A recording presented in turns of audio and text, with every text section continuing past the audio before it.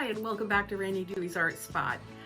This video is a follow-up to a video I did quite a while back about painting watercolor with a Crayola set.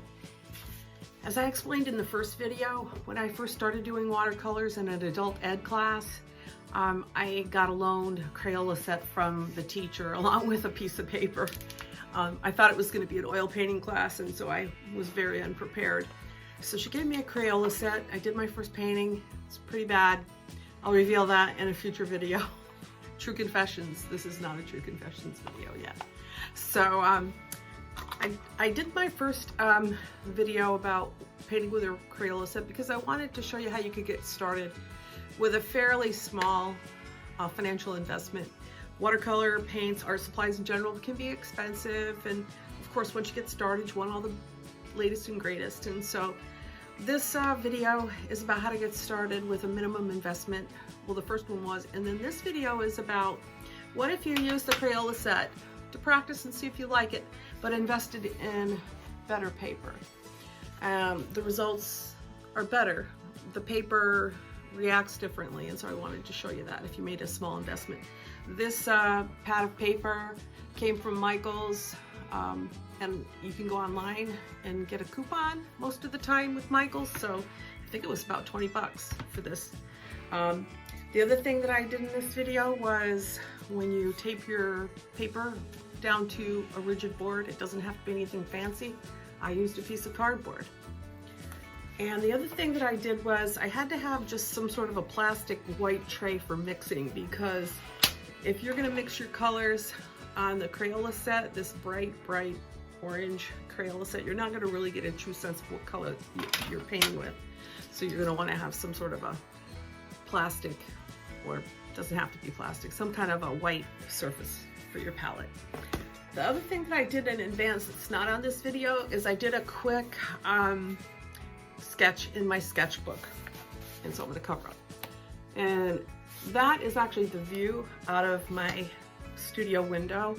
The sun was so bright and the shadows were so beautiful the other day. I'm like, oh, I've got to do that. So I didn't take a picture, but I have it in my head. So let me just switch around. Today is very cloudy, but you'll see. Hold on a second. Let me show you what it looks like back there. So you can see back in my back, there's these tall pines. And when it is sunny, it was just beautiful. So let me get out of the way and give you Painting Watercolor with a Crayola Set Part 2.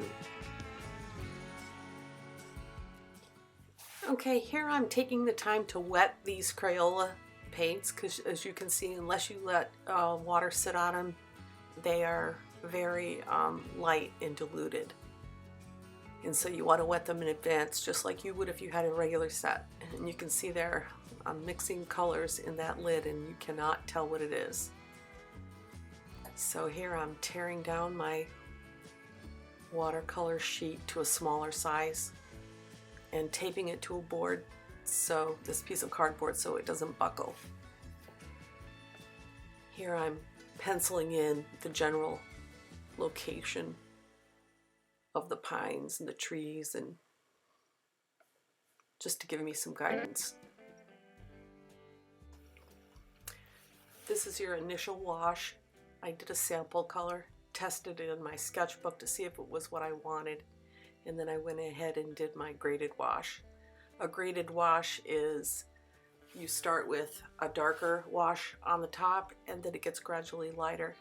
And by doing that, how you do that is you mix your paint, make sure you have a good amount on your brush, and then you run it across the top, and then you dip it in the water, so you're diluting the pigment each time. So that's how you do your graded wash. I do have a video about that somewhere on this YouTube channel. And here I'm laying in my pines.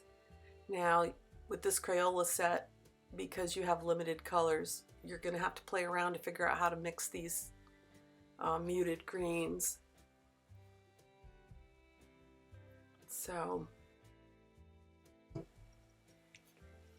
I've inserted a little cheater color wheel above to show you how you can mix a more muted green from the one that's in your palette. So if you look at the across from green on the color wheel, you'll see red is there. So to dial back that harsh green, you add a little bit of red, or you can mix orange. Anything on the, reddish spectrum will change and make your green a little bit more realistic. So use that cheater color wheel.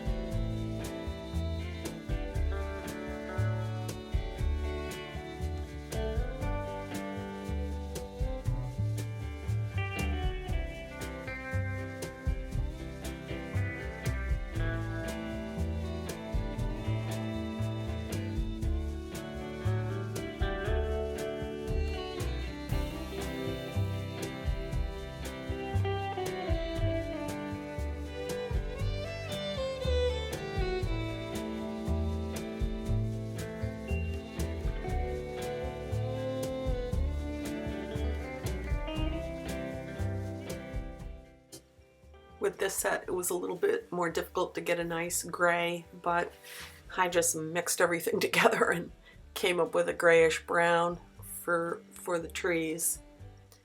And so here I'm still working in primarily a wet surface. As it's drying, you can paint and work it while it's drying. The only thing that you'll need to keep in mind is that when you have a very wet surface and you want more control, you need a very, very thick pigment. Okay, here I picked up, the paper was let dry completely.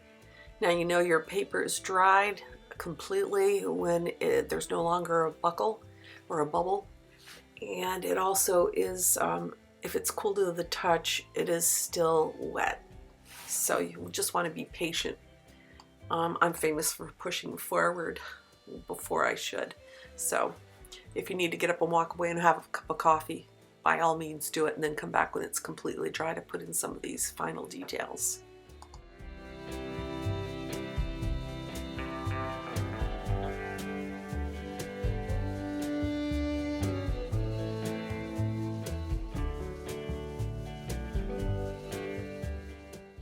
What I did with the trees was I applied water in a specific area, and then I blotted it with a paper towel to remove pigment in just those select areas where I wanted my tree a little bit lighter than the background.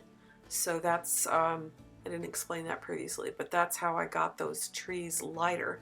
I blotted and I lifted. And then here I'm laying in some dark values for that little tree in the foreground. My original plan was to paint the background darker and make it pop forward. Might have been more successful, who knows. But I changed my mind.